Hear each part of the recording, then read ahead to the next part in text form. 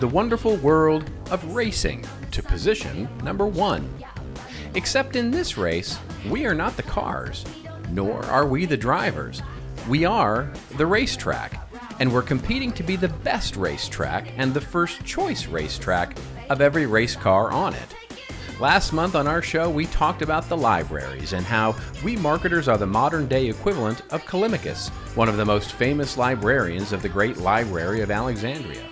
Callimachus introduced what would be the first topical catalog of the library's holdings.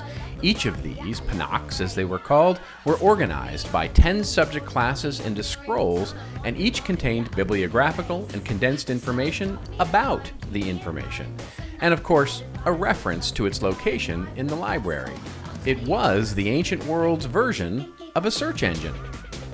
And we talked about how we are now charged with organizing and optimizing our content in a similar way, making it easy to find, scalable to manage, and optimized for both humans and machines to consume.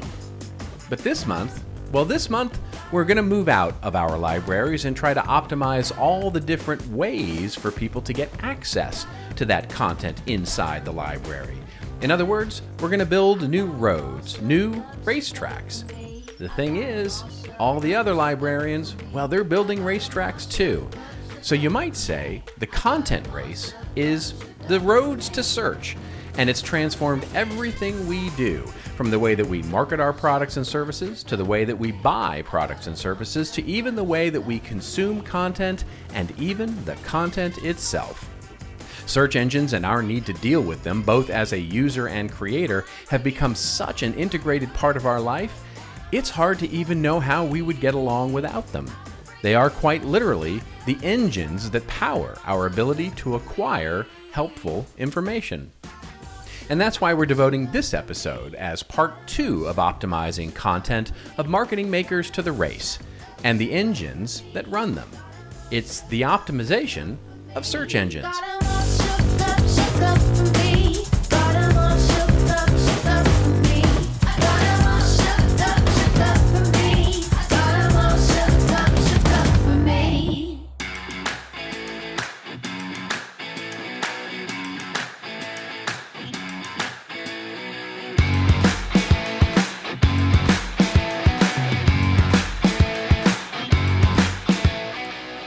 Welcome to episode 7 of Marketing Makers, the series for those that make marketing work. I'm Robert Rose, and I'm your host. Whether you're an independent consultant, a director at a Fortune 100, a newly appointed CMO, well, we're all marketing makers.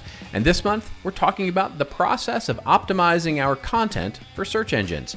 It's a follow-up to last month's episode about optimizing our content, making our content more contextual, findable, and, well, the perfect answer that can be understood both by people and the machines that will present that answer. In a word, tuning the search engines.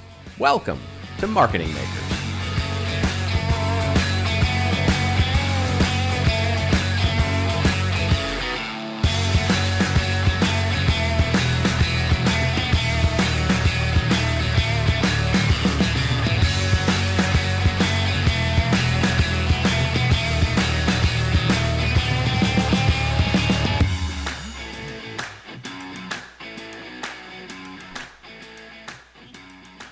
Oh, hi.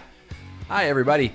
Welcome to the Marketing Makers Lab. It's here that we explore in depth the background behind some of marketing's historical concepts and how they've evolved into some of today's most modern of marketing approaches. And today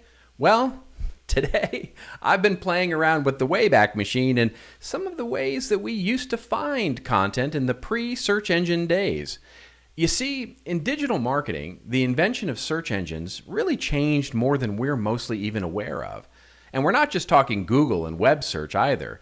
Search engines for just about everything have really changed everything about our expectation of how we get the information we want quickly. It's hard to imagine now a world without search engines of all kinds. But kids, it really did exist. There was a world before we could search online for things. As a consumer of information, if you wanted to know what was available, for example, on your family's entertainment schedule, let's say television, well, there was this printed magazine called the TV Guide. It was a magazine that you could either purchase or it would come for free in your daily newspaper. And what it would give you would be the availability at a certain date and a certain time, all the shows that you might want to watch. One of the fun things to do as a kid was to pull the TV guide from the Sunday newspaper and browse through all of the things, what movies might be playing on TV that week, what were the descriptions of the various episodes that we might be following. There were no spoiler alerts in there because there was no binge watching. You just watched it when it was on. Yeah, you could record it if you were not going to be available or something. And that's if you could figure out that fancy VCR machine that you had sitting up on your bookshelf there. But it was still a one-way street. There was no searching for alternate times or when the repeat would play, or even when you were looking for new content. There was no ability to filter by genre like comedy or drama or movies with Idris Elba in them. And there's a surprising number of those, by the way, for whatever it's worth. If you were going to go shopping and you were walking into a store and searching for the best spaghetti sauce, for keywords like organic or gluten-free or anything like that, that wasn't available to you. You browsed the aisles and looked at every single jar. If you knew beforehand, it was only because you stumbled upon some magazine article that gave you the brand name and gave you the fact that it was gluten-free or those kinds of things. And let's be honest, we weren't looking for gluten-free back then either. If you were searching for a solution for your B2B organization, well, you kind of didn't. You learned about new ways to operate or new technologies or equipment from salespeople who would call on you, or by going to a trade show or watching a film. Yeah, believe it or not, companies used to make trade films for buying groups. And you might actually get a catalog or a trade magazine in the snail mail. That's right, with what? Advertisements. And yeah, that's where we marketers come in. In the pre-search engine world, when we wanted to reach audiences with our marketing message, our content, our main job was to go out and find something that kind of looked like the content that we wanted to get in front of those audiences, or at least was attracting the same audience that we wanted to reach.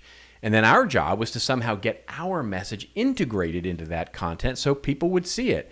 Put the ad next to the article, put the ad into the show, put the ad into something that looked like something that might be interesting. But then things changed. And it all started with a guy named Archie. Doing is a point and a click.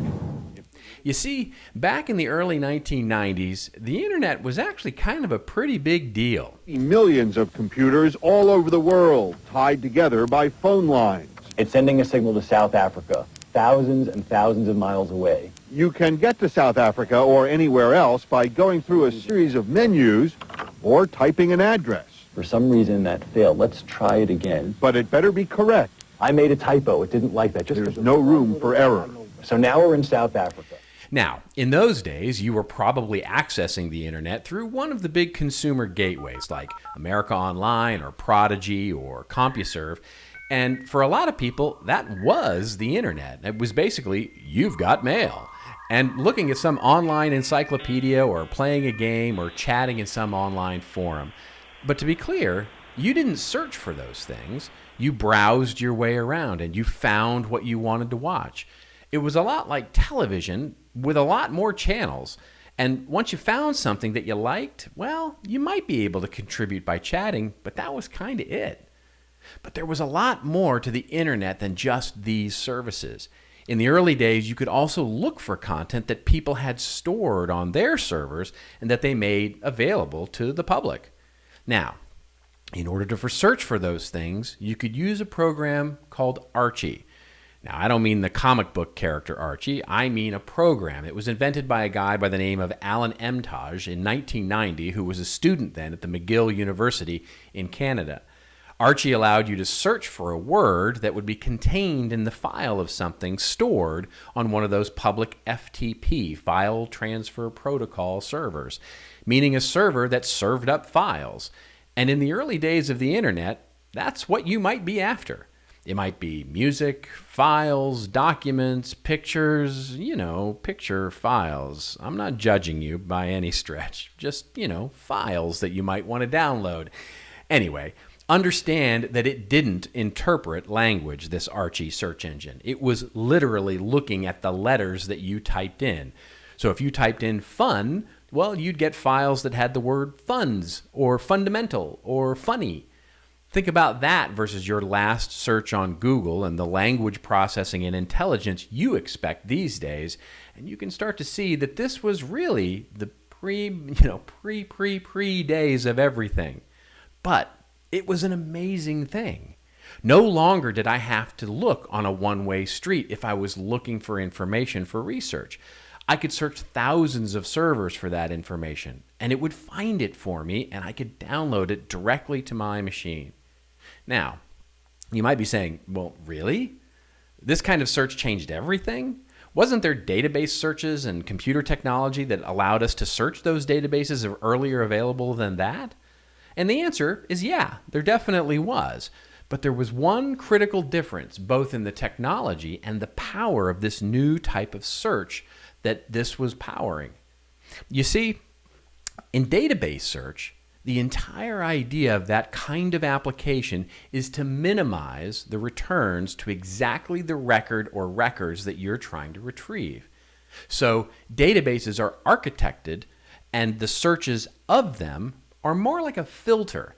They try and provide enough uniqueness per record to limit your results to exactly what you're looking for. If I search a contact database, for example, and all I know is the person's name and state that they live in, what I want is as few results as possible because I'm looking for a very particular answer. Likewise, if I'm searching a database of books for a book by a particular author, I want only those books authored by that person. What Archie was giving us in both its limitations and what would eventually evolve out of it was not to minimize the return, but to maximize the returns. It was more like a net than a filter. The modern search engine was indexing and providing a level of interpretation on the content itself. This is very different than a database search because it gives the searcher the ability to simply describe what they want, and the search engine then offers multiple interpretations of what it thinks you might be searching for.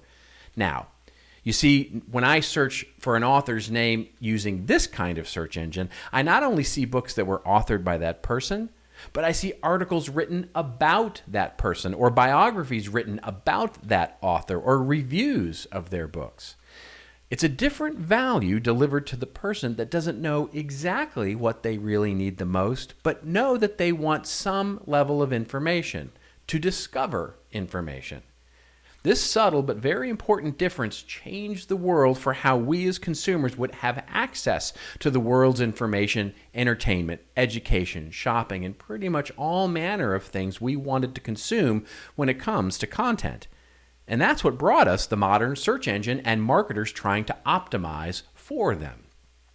As we talked about last month in content optimization, today's modern search engines, they're not really search engines. They're probably better described as optimized answer engines.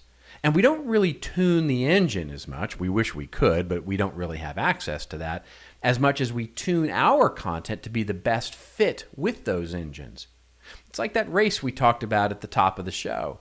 SEO is a little like trying to win a car race by competing to build the best racetrack against all the other track builders for that one race car that you're trying to optimize for. You study the car, its engine, the tires, the shocks, the driver, the steering, all of that to try and compete against the other racetrack builders to optimize yours to be the fastest and best. And remember, it's not just one race car or one race track any longer.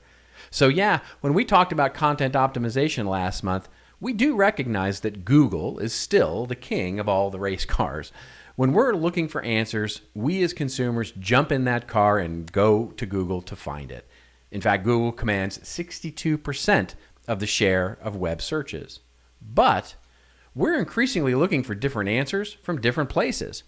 Research shows, for example, if we're looking for specific products, we're much more likely to start that with Amazon these days rather than Google. If you're looking for images, you do go to Google Images. But if you're looking for video, well, you go to YouTube. Or while Google still commands the largest share of direction to a place, Apple has recently begun to eat into that market share for searching for what? Directions on how to get to some place. Or if we're looking for what people have actually said about a product or things, we see that Facebook now has actually surpassed more than 2 billion searches per day, putting it ahead of Microsoft Bing almost in all of searches. Or if we're searching for a travel destination, for example, 1 in 10 internet users start that journey with TripAdvisor. And there are more than 40 million searches on LinkedIn for jobs every single week. So all this begs the question of we, marketers, how do we think about optimizing all those roads, our content, for all of these questions? Well, it comes down to what we now know as search engine optimization. So what is SEO and its purpose? Well, it's truly become both an art and a science. Think about this for a moment. Google's search product has become so important to business that there's an $80 billion industry that has been created to deciphering and tuning our roads to comply with the Google race car and their complex and ever-changing algorithm of how they process language-based searches. But at its core, this is a mysterious process, and one that, because we don't actually control how companies build or change their search engines, most companies, meaning we, are not really great at optimizing our content for search. In fact, there was one study done and it was found that only 35% of small and medium-sized businesses even have an SEO strategy. And even when there is one, the strategy will typically consist of really smart people focusing on 3 activities. 1, we create a list of important keywords and the ones, that we think are important for our customers and that they're searching for, and we work diligently to retrofit our existing content on our website to create that content to fit these new keywords. 2, we try to get other sites to link to us. These are called backlinks that highlight those same keywords that we're trying to optimize for so that search engines see other people talk about us in the same way that we talk about us. And 3rd, well, we try and make our content as structured and tight and compartmentalized as we can so that the search engine can chew through it as efficiently as possible and sees us as a friendly road, no bumps, no potholes. So we make our site perform fast and ensure we have the right tags associated with our pages and the right ways that we construct content on our site, making it really flat, making sure there are no errors that the engine might find. The team will work on those things incessantly for 9 months or a year, and then, well, rinse and repeat all over again. Why? Well, because the algorithm changed, and Google changed something up, and we have to start all over again. Or, guess what? We have new keywords. In other words, the race car changed, and we have to re-optimize for it, or we decided to build a completely new road with new keywords. Or, unfortunately, in most cases, both of those things happened. It's a never-ending cycle. I've seen companies that quite literally have had to start completely over every 2 years. Is it any wonder that some of the leading tools in the marketplace treat the Google search algorithm like a natural phenomenon? There is actually something called the Google Algorithm Weather Report. And this doesn't even begin to address the addition of new search engines that are now beginning to come into our sphere that we have to optimize for. New race cars coming onto the track. But remember, this is the biggest lesson of all, going all the way back to my use of Archie over there, the wonderful files across the early file servers of the internet. Remember the purpose of why consumers are searching. In most cases, we are not searching for a record of something. In other words, unlike searching for that one exact answer, consumers will not most of the time know the answer that will immediately be recognizable to them. There are some exceptions to that rule, obviously, but in most cases, the search engine answer we want is presented against a number of answers, of which ours might be the best answer. And it might even be something that they don't even know that they have a question about. This brings us to a new level of search engine optimization, the future of tuning search engines.